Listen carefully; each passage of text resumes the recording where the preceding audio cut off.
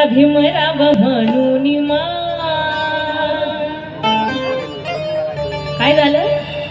बाबासाहेब होते म्हणून काय झालं?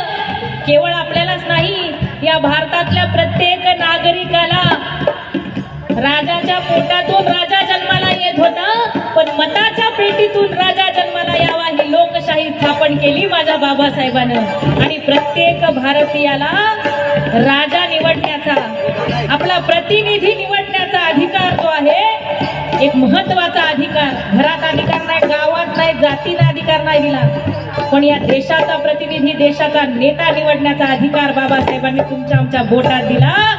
आणि या बोटाला काय लावलं? भटा भीमराव म्हणून भटा भीमराव म्हणून तुझ्या बोटा